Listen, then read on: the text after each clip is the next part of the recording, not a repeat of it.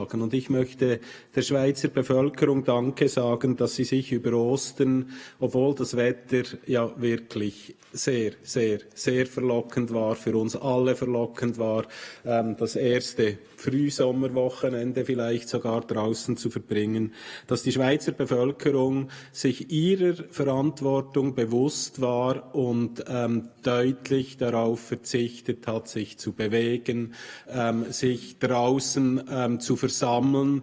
Natürlich haben wir überall vereinzelte Leute gesehen, die es genossen haben, irgendeinen Spaziergang am Wald zu machen.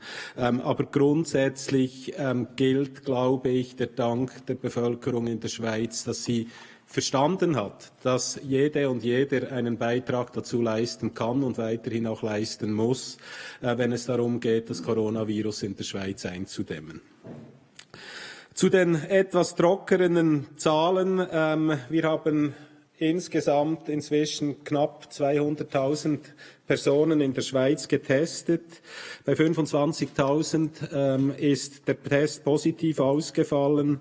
Von diesen wiederum mussten leider ca. 3.000 Personen in Spitalpflege aufgenommen werden und, das ist der traurige Teil, inzwischen 900 Personen, die bestätigterweise am Coronavirus verstorben sind.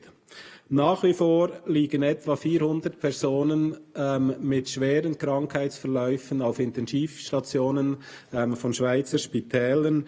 Diese Zahl ist relativ stabil.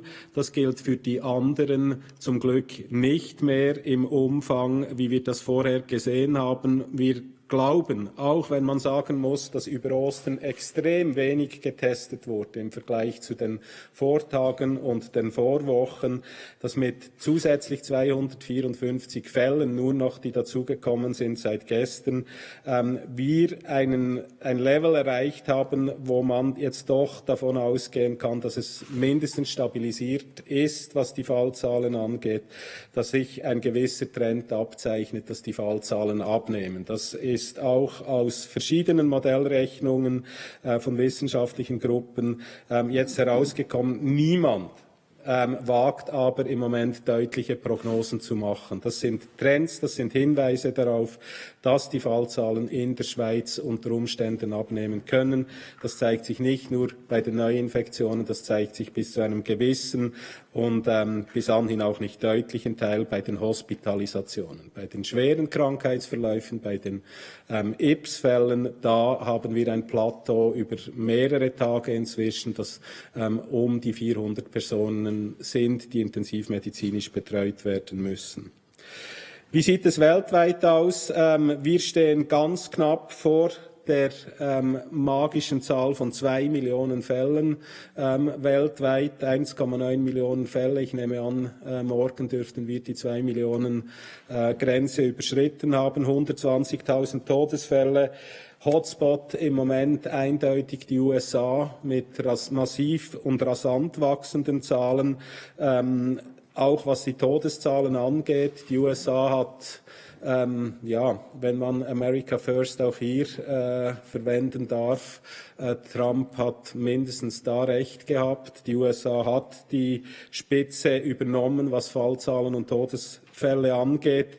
Wir dürfen uns allerdings nicht brüsten. Europa ist noch bei weitem nicht über den Berg. In vielen Ländern zeigt sich aber jetzt vergleichbar mit der Schweiz eine gewisse Stabilisierung, Rückgänge der Neuinfektionen, Rückgänge der Hospitalisationen und auch Rückgänge der Todesfälle, vor allem in Italien und in Spanien scheint es, dass wir hier ein gewisses Plateau erreicht haben. In anderen Ländern Europas nehmen die Fallzahlen aber weiter deutlich zu.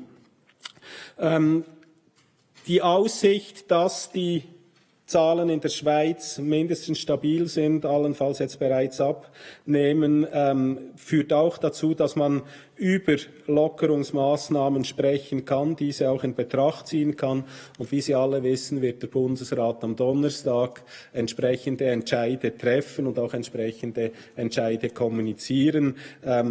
Sämtliche Stellen, die mit Lockerungsmaßnahmen in Verbindung gebracht sind, respektive die sich darum kümmern müssen, sind natürlich daran zwischen entsprechende Konzepte auch vorzubereiten. Das ist auch etwas, das wir nicht erst heute begonnen haben, sondern mit dem wir uns schon länger auseinandersetzen. Und ich denke, ab nächster Woche werden wir auch klarer sehen, an welcher Stelle wir in der Epidemie tatsächlich stehen, wie es aussieht, wie die Fallzahlen hoffentlich zurückgehen und wie hoffentlich auch dementsprechend Lockerungen der sehr strengen Maßnahmen in der Schweiz noch getroffen werden können. Auch da sind wir, denke ich, in guter Gesellschaft. Sie haben es wahrscheinlich bereits gesehen. Österreich hat heute oder mit heute begonnen, gewisse Lockerungen einzuführen. Auf der anderen Seite hat Frankreich deutlich gesagt, dass ihre strengen und strikten Maßnahmen für einen weiteren Monat in Kraft bleiben, bis Mitte Mai keine Lockerungen in Aussicht gestellt werden. Im Moment tastet man sich also vor allem auch in Europa dahin zu versuchen, Lockerungen machen zu können, ohne dass eben die Epidemie wieder an Schwung aufnimmt, ohne dass die Fallzahlen wieder in die Höhe schießen und wieder strenge und weitreichende Maßnahmen umgesetzt werden müssen, um diese Übertragungen in einen Bereich zu bringen, mit dem man am Schluss auch leben kann. Das wäre die Ausführung zur aktuellen Lage. Vielen Dank, Herr Mattis. Herr Lenz. Werte Anwesende, auch ich benutze die Gelegenheit, kurz ein Update zu geben.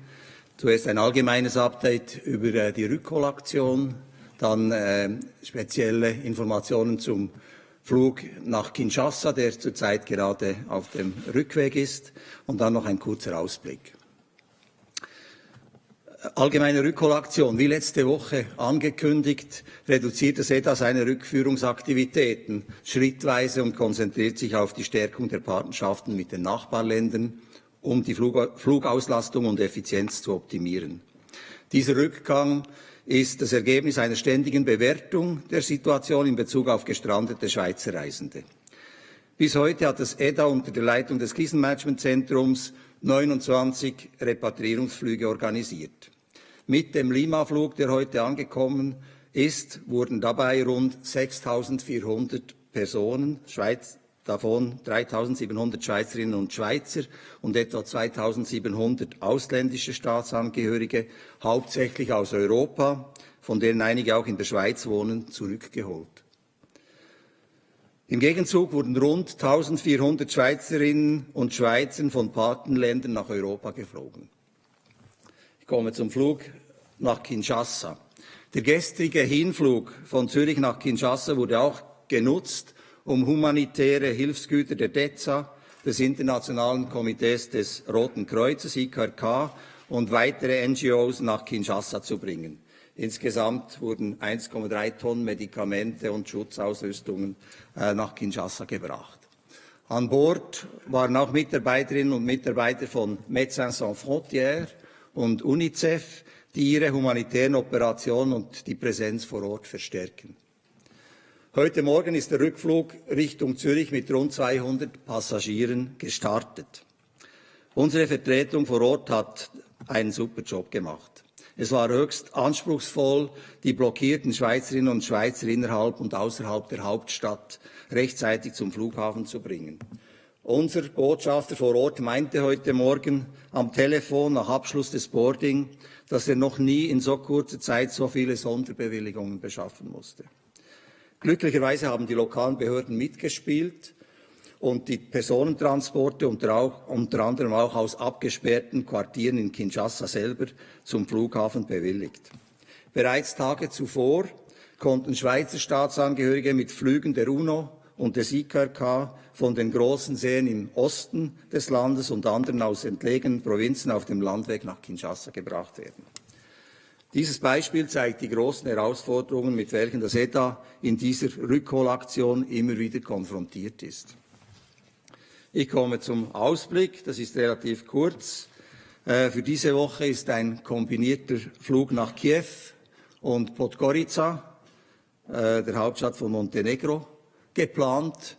Und nächste Woche haben wir auch noch vor, einen Flug nach Asien und einen Flug nach Lateinamerika zu machen, der dort verbliebene, blockierte Schweizerinnen zurückführen soll. Das wäre meine Ausführung. Vielen Dank, Herr Lenz. Herr Brigadier Drum. Mesdames et Messieurs, bonjour de ma part Meine Damen également. und Herren, auch ich heiße Aujourd'hui, Sie nous sommes au herzlich 30e willkommen. jour Wir de befinden uns am l'engagement Corona 30. Tag Nous avons unseres de manière Engagements stable im 5 000 Rahmen personnes von engagées. Corona 20. 750 qui sont 5000 Leute sind engagés sur les engagiert, frontières, en Genève et 750 Lac de Constance, im respectivement Grenzwachkorps les dispositifs in sur Genf, les ambassades à am Genève et au Bodensee, Congo. aber auch im Nous avons ensuite Rahmen les von dem 3800 Schutz militaires von engagés pour des Botschaften. prestations Dann sanitaires, haben wir 3800 plus Personen im ensuite le Sanitätsdienst solde avec les und états-majors der et Rest les besoins de Stabsdienste base. und sonstige Nous sommes engagés sur Grunddienste. 50 hôpitaux et Wir sind concernant les präsent in demandes, 50 ce sont Spitälern. 356 demandes qui sont rentrées. 356 Anfragen haben wir bekommen und von diesen 356 führen wir derzeit noch 113 aus. 146 konnten wir beenden und 13 werden noch derzeit beurteilt.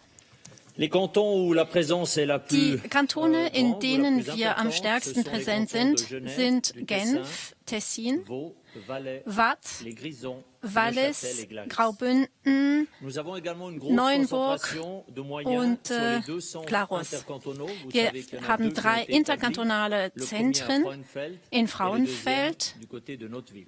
und in der Nähe von Nordwil. In diesen 2 Zentren haben wir noch Kapazitäten. Wir haben Reserven bilden können und dort können wir dann die betroffenen Kantone unterstützen, vor allem die in der Gegend. Es gibt einige erfreuliche Nachrichten, zum Beispiel die Anzahl Soldaten, die in Quarantäne sind. Das sind noch 514. Das sind 260 weniger ungefähr als beim letzten Mal. 134 Personen sind isoliert und 185 bestätigte Fälle. Das sind 11 weniger als beim letzten Mal. Weiterhin ein kleines Update zu den Freiwilligen. Ich habe das bei einem ersten Point de Presse gesagt, da sprachen wir von 3000 Freiwilligen. Derzeit sind wir bei 3300 Freiwilligen, die sich gemeldet haben, um an dieser Aktion teilzunehmen. Von diesen 3300 haben wir ungefähr 1300, die wir wirklich eingezogen haben. Und von diesen 1300, die wir hätten einziehen können, haben wir nur 220 eingezogen. Das heißt, 900 sind noch übrig, die wir einziehen könnten. Da wir derzeit aber eher die Ressourcen neu evaluieren, werden wir sie derzeit nicht einziehen. Also am Tag 30 unseres Engagements läuft alles gut, die Rekrutenschulen gehen weiter. Das ist auch nicht einfach, denn die Konditionen sind eher schwierig. Gerade was die Distanzregeln angeht und die Hygienemaßnahmen. Alle unternehmen große Anstrengungen. Die Zivilbevölkerung, die Milizpersonen und auch die Armee, gerade auch während des Osterwochenendes. Welche sind nun die Herausforderungen, die vor uns stehen? Was kommt auf uns zu? Wir versuchen, die Ressourcen im Gleichgewicht zu halten, die Rekrutenschulen zu Ende zu führen. Es ist normalerweise ja bis Mitte Mai geplant, dann wäre die Rekrutenschulen zu Ende. Und anschließend müssen wir noch dafür sorgen, dass, soweit das möglich ist, dass die Truppen auch in Ferien gehen können. Denn ab heute ist es möglich, dass auch wieder Ferien bezogen werden. Das muss organisiert werden. Außerdem hatten wir die Rekrutierung beiseite gelassen. Seit ein paar Wochen war das auf Eis gelegt. Jetzt müssen wir uns überlegen, wie wir das wieder öffnen können. Und natürlich auch an die Rekrutenschulen denken, die im Juni beginnen sollen. Dann geht es um die Planung der Truppen im Rahmen oder für das zweite Halbjahr. Wie werden wir das organisieren? Werden wir den derzeitigen Rhythmus beibehalten können oder werden wir normale Wiederholungskurse machen können? Wir arbeiten daran. Also wir versuchen wieder zur Normalität überzugehen, auch was die Organisation angeht. Das müssen wir jetzt planen. Und diese Phase ist jetzt noch interessanter und wahrscheinlich sogar noch heikler als die Phase Phase, die wir hinter uns haben mit der Mobilisierung und der ersten Umsetzung.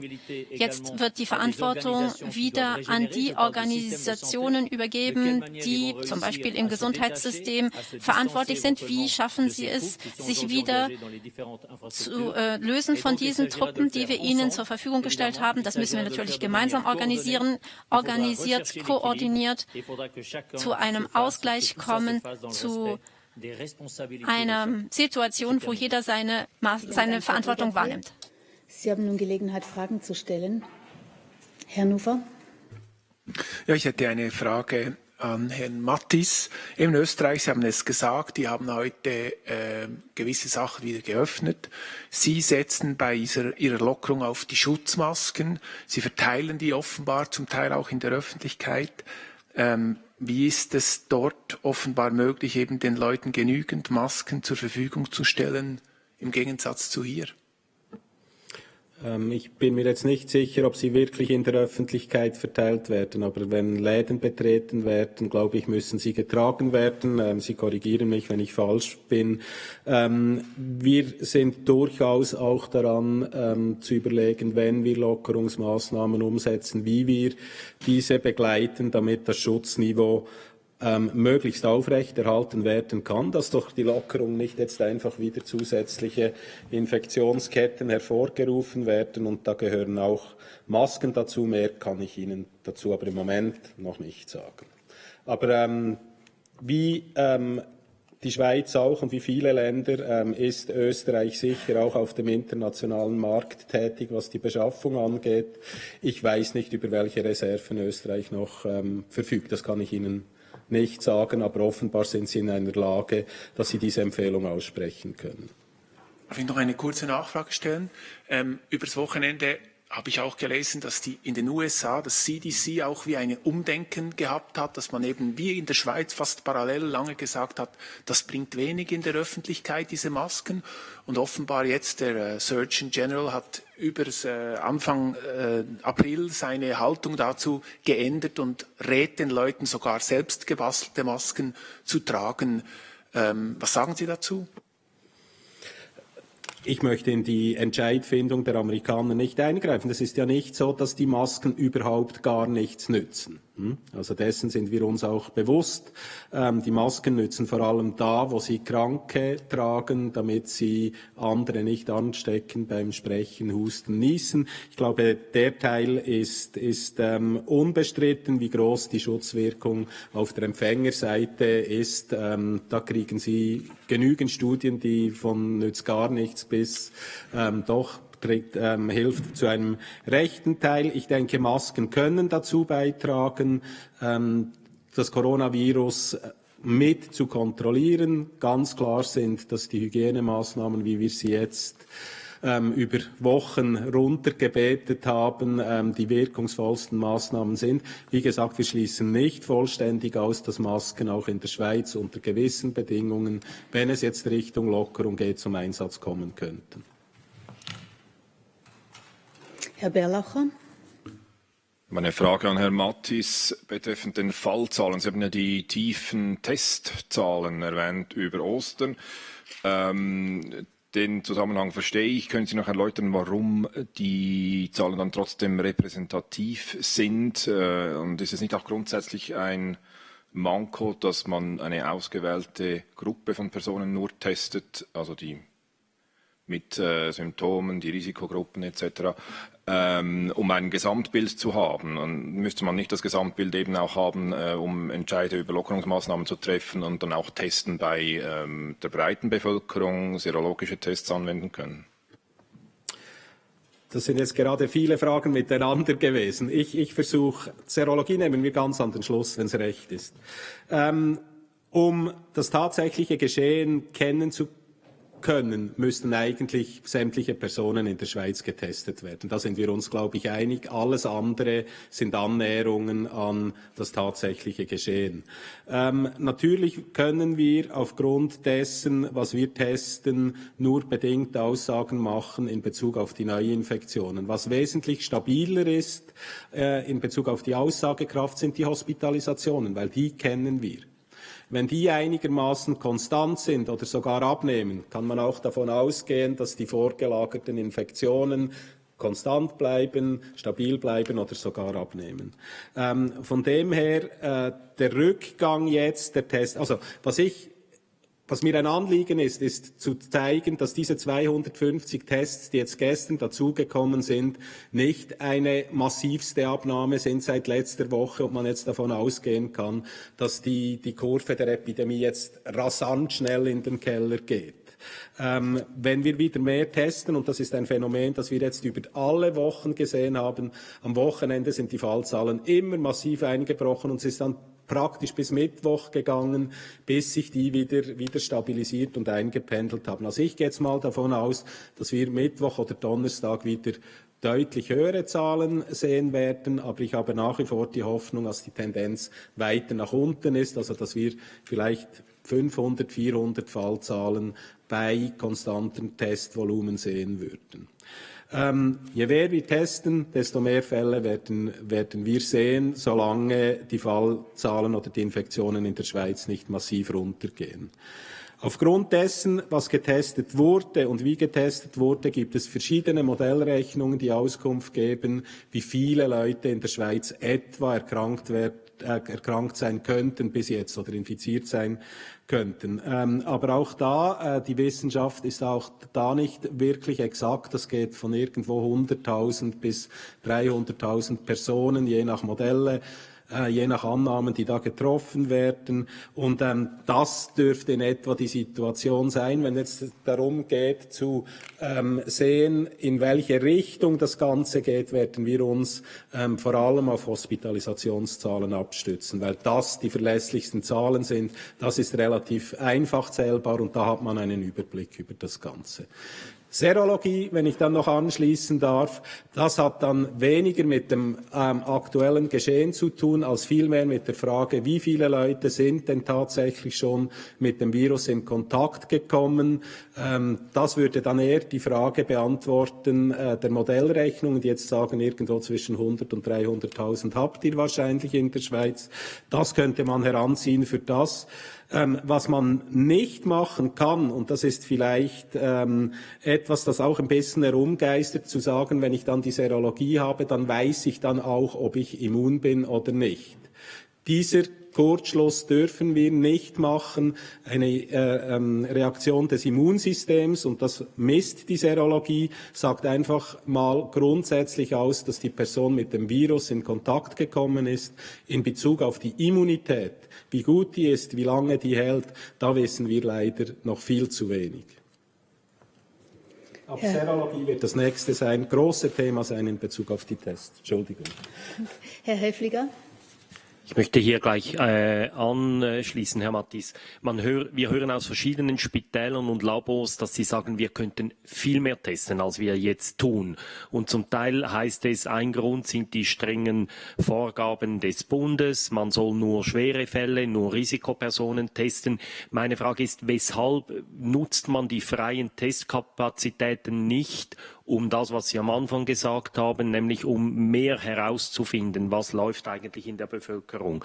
Und jetzt in die Zukunft geschaut, wie soll man diese Testkapazitäten nutzen? Macht es beispielsweise Sinn, das kann alle, die in den Spitälern, das Gesundheitspersonal flächendeckend zu nutzen? Was ist die Vorstellung des BAG? Weshalb so wenige und was soll man jetzt tun mit den freien Kapazitäten? Die freien Kapazitäten hängen nicht zuletzt auch damit zusammen, dass massiv weniger getestet wurde. Also wir sind von ca. 6.000 Tests am Tag jetzt inzwischen bei, 2.500 Tests am Wochenende. Das wird wieder ansteigen. Also gewisse Kapazitäten wurden auch geschaffen, weil grundsätzlich die Testnachfrage nachgelassen hat. Und es ist nach wie vor nicht so, dass wir in der ganzen Schweiz und über alle Laboratorien in einer Situation Situation sind, wo wir jetzt sagen könnten, wir machen jetzt einfach die Schleusen auf. Es kann sich jede und jeder einfach mal testen lassen. Wir sind daran und wir werden das sicher auch im Zusammenhang mit Lockerungsmaßnahmen sicher vorantreiben, die Teststrategie so weit zu öffnen, dass die vorhandenen Kapazitäten auch tatsächlich genutzt werden können. Und das geht dahin, dass wir die Kriterien in Bezug auf die Testerei sicher anpassen werden, dass wir aber jetzt einfach wirklich in einer Lage wären, wo wir sagen können, jede und jeder kann sich zu jeder Zeit in der Schweiz testen lassen. Dazu sind einfach die Kapazitäten, die Möglichkeiten im Moment nicht gegeben. Aber wir werden öffnen. Das Gesundheitspersonal noch? Ist eine der Möglichkeiten. Da wird schon sehr viel getestet. Das ist nicht so, dass das Gesundheitspersonal die Letzten wären, die getestet würden. Also gerade sie, die gefährdet sind, die in Kontakt mit Patientinnen und Patienten sind, brauchen eine vernünftige Überwachung. Und da wurde bereits jetzt, auch da unabhängig von den Spitälern oder den Kantonen, schon relativ breit getestet. Frau Nowak. Eine kurze Nachfrage dazu. Wie hoch sind denn die Kapazitäten aktuell? Und wir gehen davon aus, dass die Kapazitäten etwa 15.000 Tests am Tag sind, aber das jeweils auf eine Periode von etwa 1 oder 2 Wochen und dann muss dann der Nachschub immer noch im selben Rahmen vorliegen. Also ich denke mal längerfristig vielleicht etwa 10.000 Tests, aber wir sind daran, diese Möglichkeiten massiv hochzuschrauben. Aber bis die Materialien wirklich am Schluss eben auch in der Schweiz sind, ein Vertrag heißt im Moment noch nichts, sondern es muss dann auch geliefert werden, das muss vor Ort sein, wird es sicher jetzt noch eine Zeit dauern, bis wir dann auch entsprechend hochfahren können. Frau Nowak. Noch rasch Nachfrage. In Südkorea wurden gegen 100 Menschen, die als geheilt galten, jetzt wieder positiv getestet. Haben Sie eine Erklärung dafür? Verfolgen Sie das auch? Die WHO untersucht es anscheinend.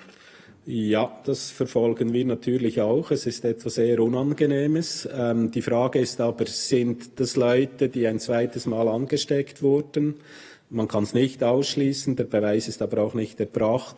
Oder sind das Leute, die im Verlauf ihrer Krankheit eine wesentliche Besserung erfahren haben, als sie getestet wurde, der Virusload, also die Mengen der Viren, die im Atemtrakt überhaupt noch vorhanden waren, zu tief war, dass es ein positives Labor gegeben hat und dann wieder in eine Phase gekommen sind, wo sie wieder erkrankt sind, respektive die Virenmenge wieder genügend groß war, dass das nachweisbar ist. Das sind im Moment offene Fragen und es sind zum Glück, sage ich jetzt einmal, mal bei 90 Personen ist das festgestellt worden. Es scheint jetzt nicht etwas zu sein, das in der großen Massen der Fälle auftritt, aber das schauen wir uns sicher genau an.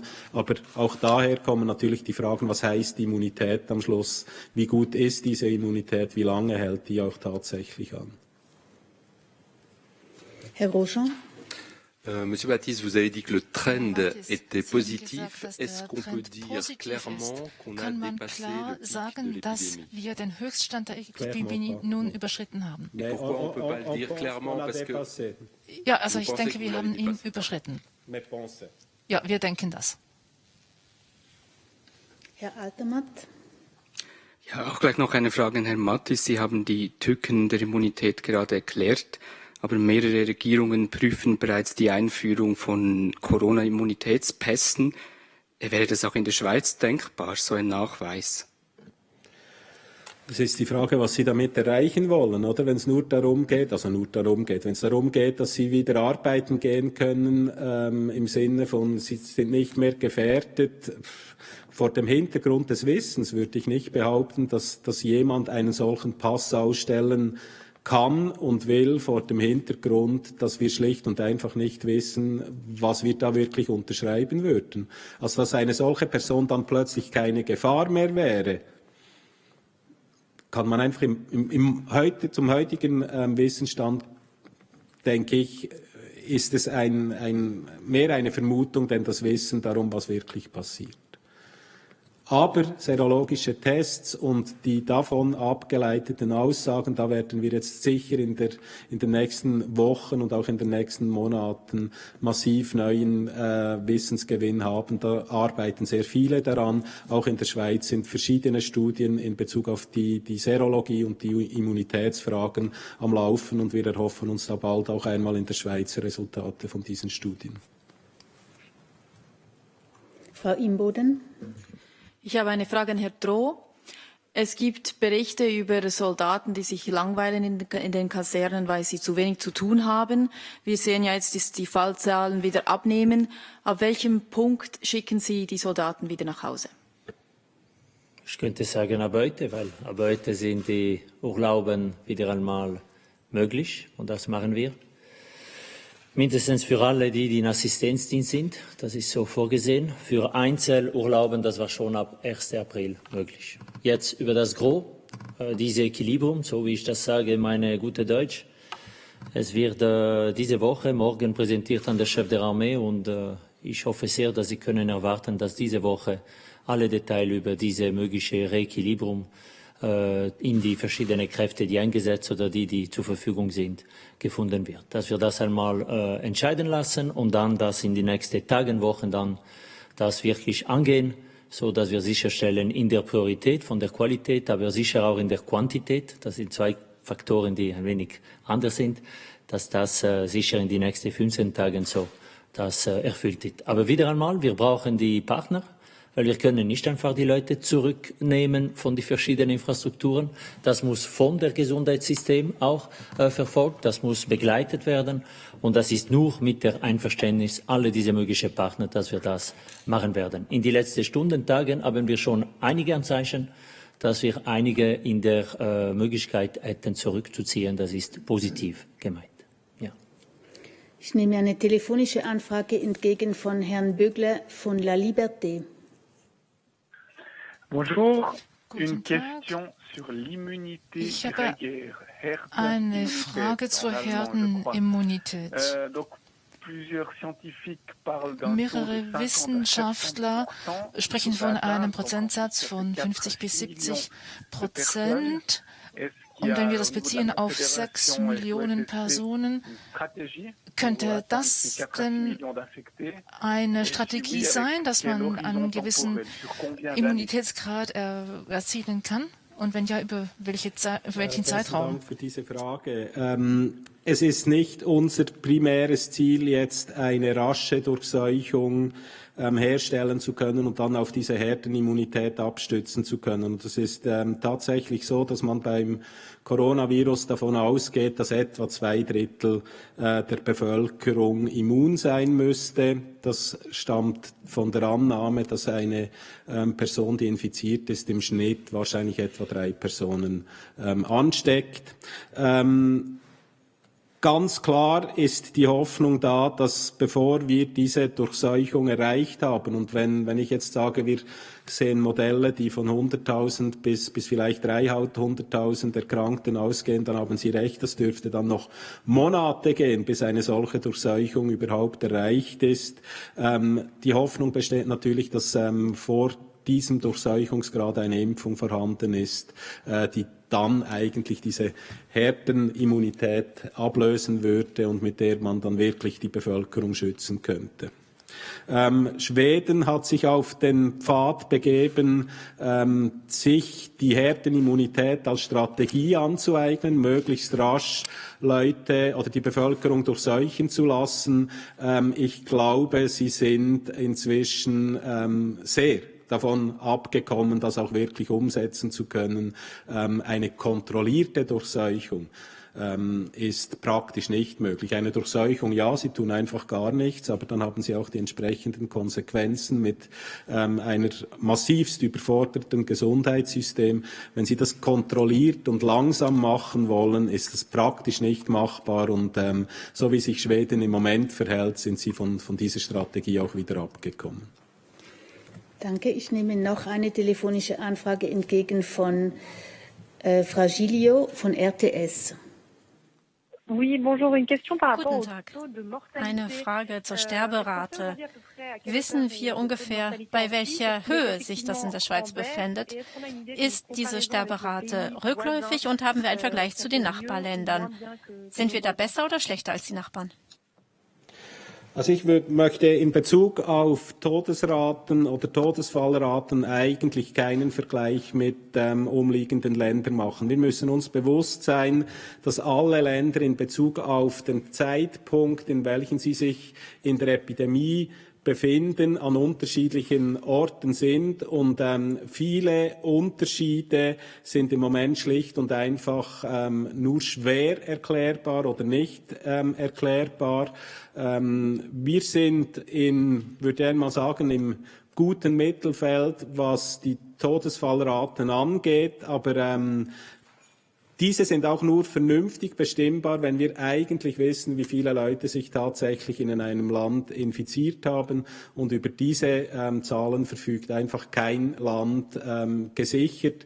Das ist alles auf Modellrechnungen abgestützt. Und einen Vergleich mit anderen Ländern möchte ich im Moment wirklich nicht machen. Herr Kohler.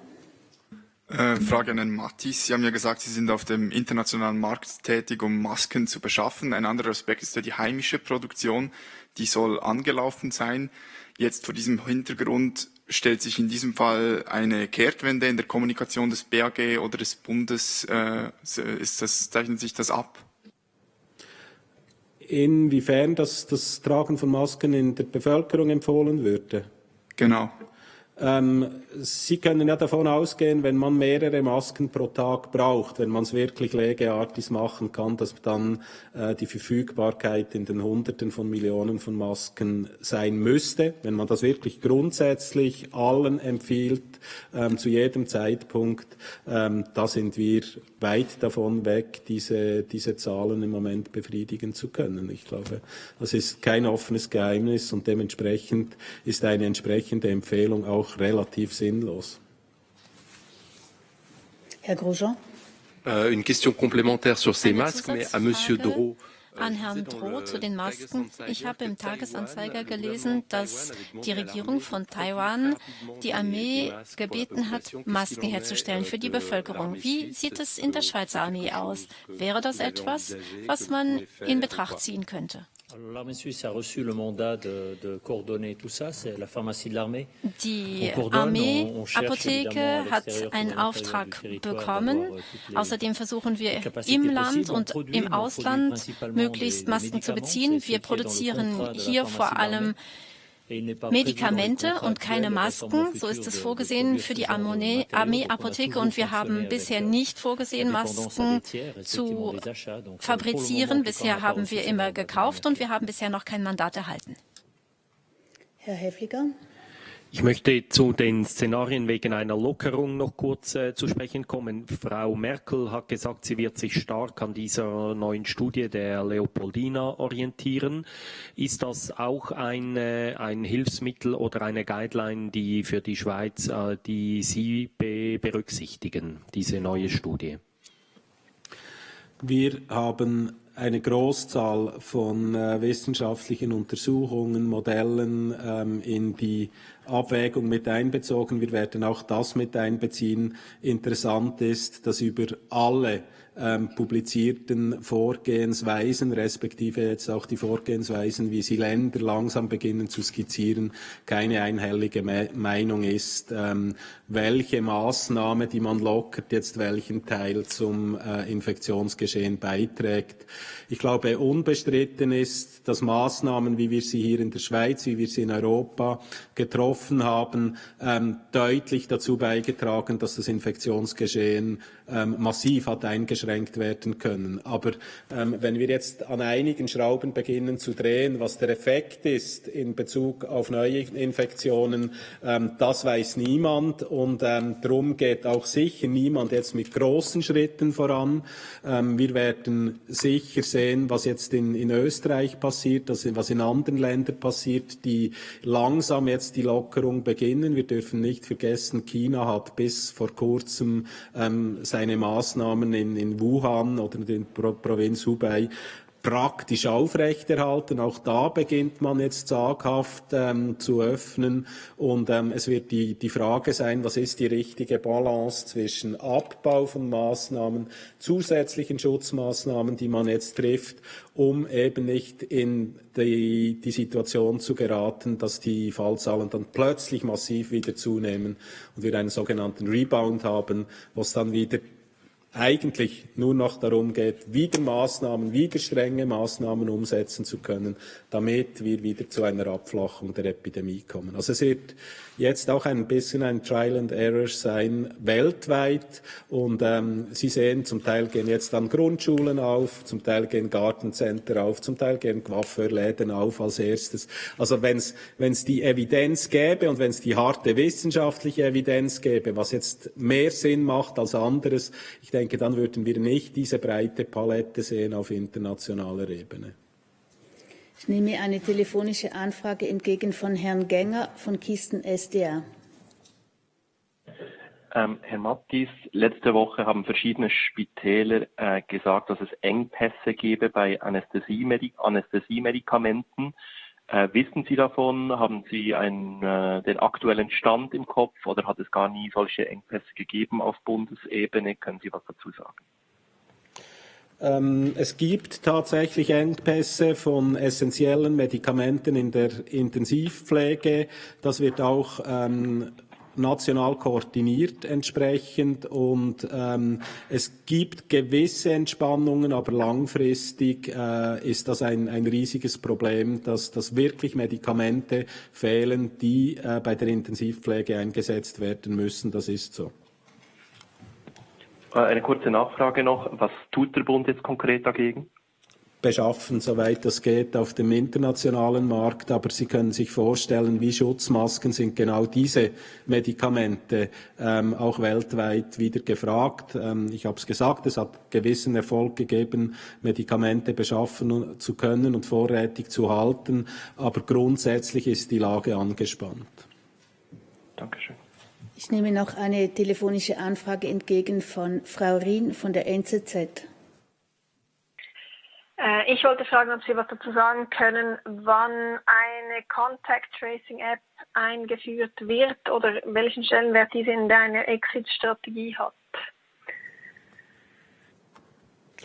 Wir sind daran, in Bezug auf Proximity Apps Vorarbeiten zu leisten. Wir arbeiten hier eng mit der ETH Lausanne auch zusammen. Wann so etwas vorliegen wird, kann ich Ihnen im Moment nicht sagen. Das wird sicher noch einige Wochen dauern, bis das wirklich umsetzbar ist. Und man darf den Stellenwert solcher Apps auch nicht überschätzen. Sie werden einen Beitrag leisten, wenn es darum geht, in eine Containment-Phase zu gehen, wenn es darum geht, wieder sämtliche Infektionen möglichst identifizieren zu können, Übertragungsketten identifizieren zu können und Leute in Quarantäne schicken zu können. Dann denken wir, dass solche Apps einen Beitrag leisten können, aber sie sind mit Sicherheit nicht die Heilsbringer. Dessen müssen wir uns einfach auch bewusst sein. Darf ich hier gleich nachfragen? Also heißt das, Sie lassen von der EPFL eine spezifisch schweizerische App entwickeln oder wie müssen wir das verstehen?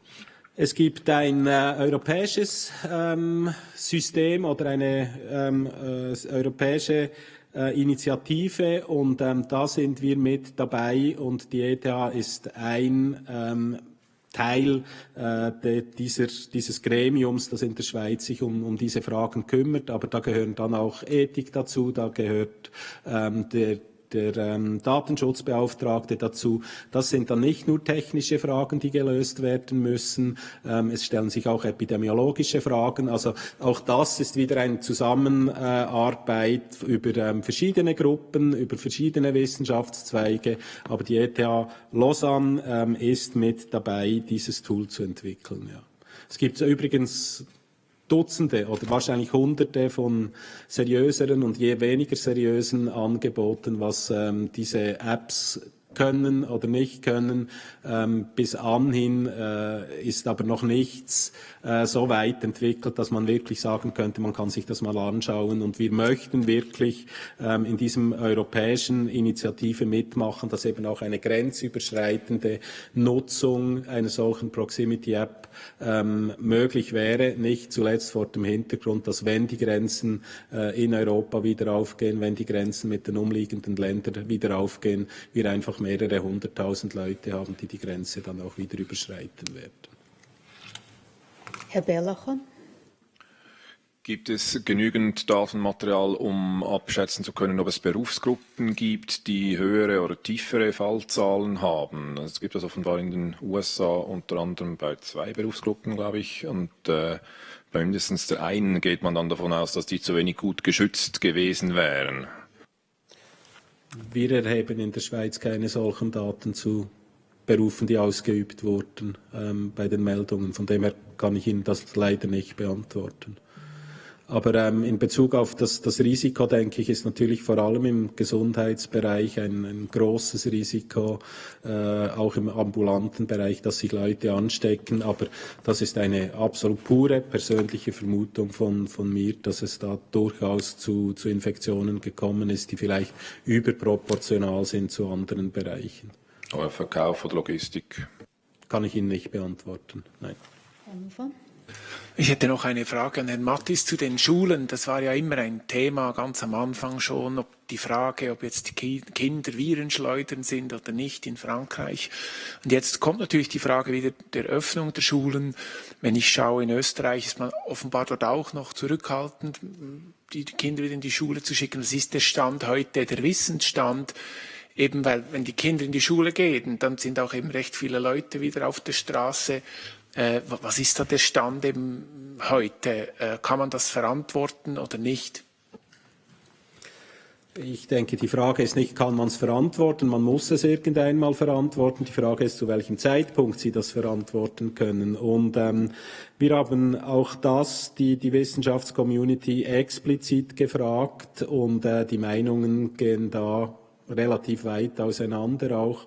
Und wir dürfen nicht vergessen, dass Schulen dann auch ein sehr emotional beladenes Thema sind. Also neben der reinen Evidenz, die fehlt, wir können nicht sagen, zu welchem Zeitpunkt es sinnvoll ist, eine Grundschule zu öffnen. Ich denke, in Hinblick darauf, dass wir ja auch in der Wirtschaft Lockerungen erreichen wollen, ist die Frage der Betreuung dann sehr schnell mal ein Thema. Aber harte Fakten gibt es weltweit nicht und das zeigt sich eben, ich habe das schon mal gesagt, gewisse Länder tun das zu einem sehr frühen Zeitpunkt, eigentlich eine der ersten Maßnahmen, Grundschulen wieder zu öffnen, andere tun das zu einem späteren Zeitpunkt. Wer Recht hat, wird sich unter Umständen, wenn das wirklich messbar ist, dann halt einfach nach diesen Ereignissen zeigen. Und vorher wird es ein Ausprobieren sein, aber das ist eine Frage, mit der wir uns in der Schweiz definitiv auch auseinandersetzen und auseinandersetzen müssen. Gibt es noch weitere Fragen? Herr Geiser? Verschnaufpause für Sie, Herr Mattis, aber eine Frage an Herrn Lenz. Wenn ich die Zahlen richtig zusammengebeigt habe in meinem Kopf, sind mit der Repatriierungsmaßnahmen sind 5.000 Schweizer etwa zurückgekommen. Vor 6 Wochen waren es 17.000, die sich bei Ihnen gemeldet haben, sie möchten zurück. Sind jetzt noch 12.000 Schweizer Touristen, die warten sehnlichst darauf, dass sie wieder in die Schweiz kommen. Ich hoffe es nicht. Nein, also die 17.000, das waren nicht Leute, die sehnlichst gewünscht haben, in die Schweiz zurückzukommen. Das waren einfach registrierte Personen auf diesem Travel Admin App. Und da hat sich ja eine Korrektur jetzt ergeben durch die Rückreisen, aber auch durch den Umstand, dass sich Leute auch gelöscht haben, die vielleicht schlussendlich gar nie gegangen sind und das einfach sich mal so registriert hatten. Da sind wir jetzt deutlich unter 10.000.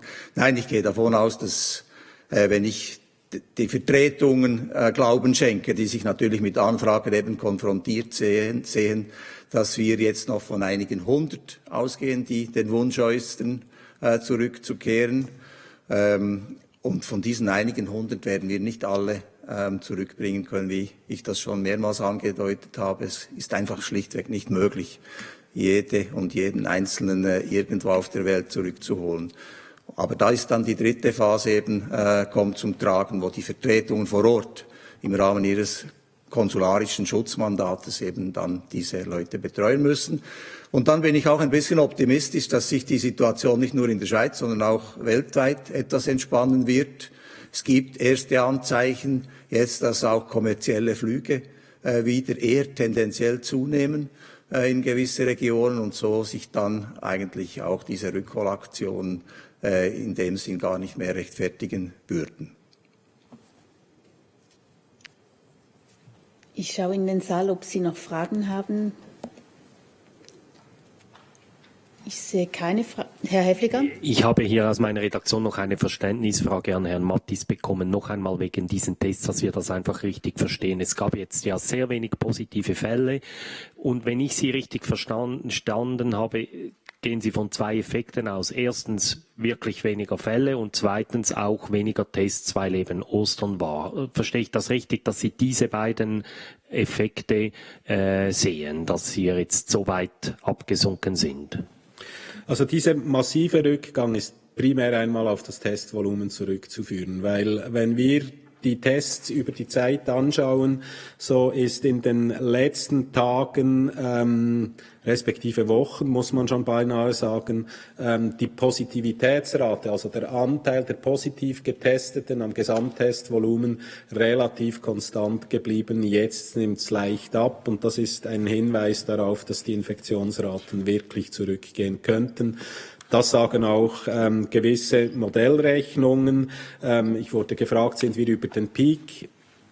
Es gibt Hinweise darauf, aber mehr einfach noch nicht. Und wir hoffen natürlich, dass die Fallzahlen jetzt soweit deutlich zurückgehen, dass wir wirklich konkretere Aussagen machen können. Und der deutliche Rückgang ist dann eben auch die Voraussetzung, dass wir wirklich an Lockerungen denken können und vor allem auch Lockerungen im größeren Umfang denken können. Frau Nowak. Muss ich doch noch hier kurz nachfragen. Also ich dachte, es gibt relativ klare Kriterien, wer getestet werden soll und wer nicht. Und wenn es die gibt, dann müssten ja auch über Ostern diejenigen, die getestet werden sollten, dann auch getestet werden, oder nicht? Da war jetzt etliches an Konjunktiv vorhanden und es werden sicher auch außerhalb dessen, was wir empfehlen, Leute getestet. Und die Frage ist auch, wann gehen Sie zum Arzt oder zur Ärztin? Kann sein, dass Sie am Karfreitag so ein bisschen Kratzen hatten, aber gedacht haben, ja nicht, oder? Die Ostern nehmen wir jetzt noch mit und vielleicht erst heute jetzt tatsächlich zum Arzt oder Ärztin gehen oder auch in diese Walk-in-Clinics gehen. Also diese Wochenrhythmen, die haben wir jetzt wirklich über die letzten Wochen deutlichst gesehen. Am Wochenende wird einfach in der Schweiz weniger getestet, respektive die Laboratorien melden es dann zum Teil auch erst nach dem Wochenende, dass die Tests zwar gefahren werden, die Resultate der Ärzteschaft zurückgemeldet werden, aber bis dann bei uns ankommt, dann eben Montag oder Dienstag wird. Also von dem her, diese 250 Fälle gehe ich jetzt mal davon aus, die werden am Mittwoch oder Donnerstag wieder deutlich höher sein, aber hoffentlich immer noch der Trend nach unten. Sie haben noch eine Nachfrage? Danke, ja. Was sind denn genau die aktuellen Empfehlungen? Also wer soll jetzt getestet werden? Wer soll sich testen lassen? Leute mit Symptomen und Leute aus Risikogruppen und das würden wir gerne jetzt in einem nächsten Schritt ein bisschen öffnen. Ja, mit starken Symptomen oder reicht es Husten?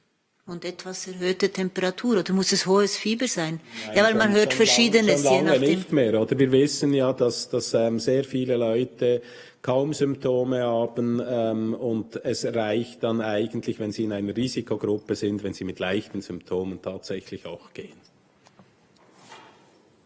Weil da wird es auch bei Risikopatienten oder Risikogruppen, besonders gefährdeten Personen, geht es dann eben auch darum, dass ein Testresultat behandlungsrelevant wird unter Umständen, je nachdem, was sie schon mitbringt. Wenn es keine Fragen mehr gibt, dann beschließen wir hier diesen Point de Presse. Vielen Dank für Ihr Kommen. Merci.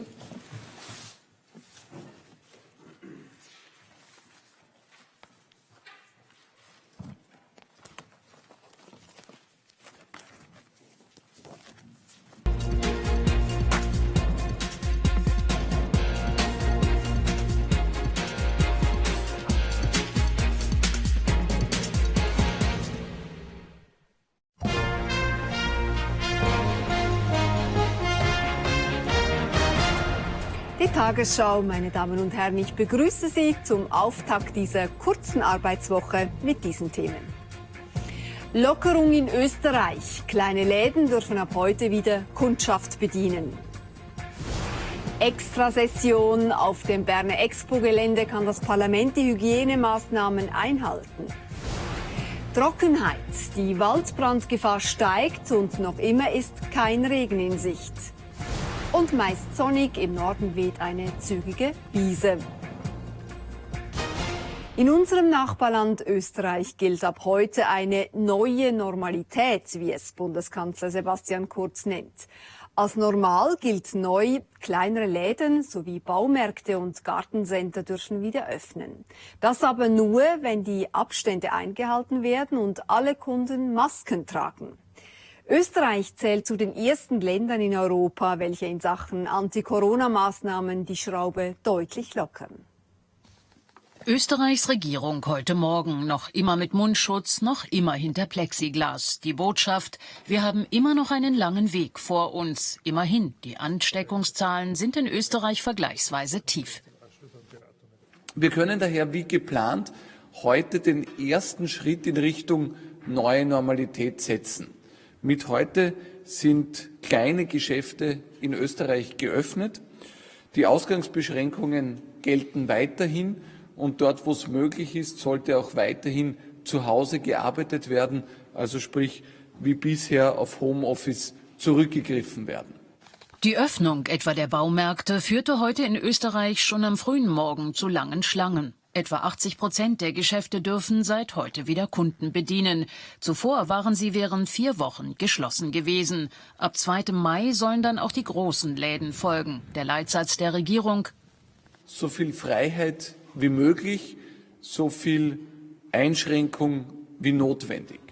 Ich sage aber dazu, sollten sich die Zahlen in die falsche Richtung entwickeln, dann werden wir selbstverständlich die Notbremse ziehen, die wir vorgesehen haben, für den Fall, dass es notwendig wird. Um ein mögliches Ansteigen der Neuinfektionen frühzeitig zu entdecken, will Österreichs Regierung besonders das Verkaufs- und Gesundheitspersonal testen, sowie die Bewohnerinnen und Bewohner in den Alters- und Pflegeheimen. Nichts von einer Lockerung will Frankreichs Regierung wissen. Die strikte Ausgangssperre soll um einen ganzen Monat verlängert werden, also bis zum 11. Mai. Denn die Kurve der Neuansteckungen flacht in Frankreich nur sehr schwach ab. Die Spitäler sind immer noch am Anschlag. Präsident Macron verkündete gestern Abend am Fernsehen, was wohl die meisten Franzosen so gar nicht hören wollten. Bis heute sind in Frankreich rund 15.000 Menschen an den Folgen des Coronavirus gestorben. Bis heute steht das Gesundheitssystem massiv unter Druck. Laut Präsident Macron hat Frankreich die Epidemie nicht im Griff. Und darum muss die Ausgangssperre noch bis am Montag, dem 11. Mai, bestehen bleiben. Am 11. Mai will Macron die Schulen wieder öffnen und unter Auflagen sollen auch viele Französinnen und Franzosen wieder an den Arbeitsplatz dürfen. Aber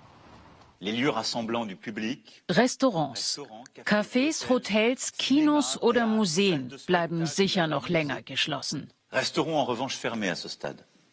Macron weiß, wie einschneidend sein Entscheid für die Wirtschaft ist, aber auch hier versucht er Zuversicht zu verbreiten.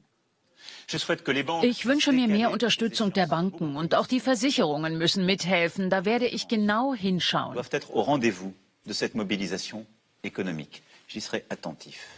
Der Entscheid heißt auch, dass alle Nicht-EU-Grenzen sicher noch einen Monat lang geschlossen bleiben. Wir müssen uns von bisherigem Denken und alten Ideologien verabschieden und uns neu erfinden. Auch ich. Dann ist diese Krise auch eine Chance. Um unsere Menschlichkeit zu beweisen. Es lebe Frankreich, es lebe die Republik. Noch stehen die riesigen Hallen im Berner Messegelände Bern Expo leer. Am 4. Mai sollen sie mit Leben gefüllt werden. Dann kommt das Schweizerische Parlament hier zu einer außerordentlichen Session zusammen. Im Zentrum der Debatte die Notmaßnahmen des Bundesrats, insbesondere die Nachtragskredite in Milliardenhöhe. Um Sicherheit und Hygiene zu gewährleisten, braucht es aber noch einiges an Vorarbeit. Auf diesem Messegelände der Bern Expo werden die Politikerinnen und Politiker bald ein- und ausgehen. Und hier wird der Nationalrat tagen. Der Leiter Infrastruktur Parlamentsdienste ist verantwortlich dafür, dass diese Halle dereinst zum Ratssaal wird. Man wird die Halle so nicht mehr sehen, weil eben es werden Teppiche von den Decken hängen und es werden Teppiche am Boden sein, es wird bestuhlt sein. Auf rund 5.400 Quadratmetern, also auf der Größe eines Fußballfeldes, wird debattiert. Ich rechne mit 2 mal 2 Metern, 4 Quadratmeter mal 200 Ratsmitglieder, gibt 800 Quadratmeter, die hier die Tische nur die Abstände einhalten müssen, plus noch dazwischen Gänge, damit man sich auch in den Abständen bewegen kann. Das ist die Größenordnung, von der wir sprechen. Auch der Ständerat bekommt einen neuen Raum, eine Etage über dem Nationalrat. Die Arbeiten für die Einrichtungen werden in einer Woche beginnen. So schnell können 2 Rivalen zu gegenseitigen Unterstützern werden im US-Präsidentschaftswahlkampf. Nach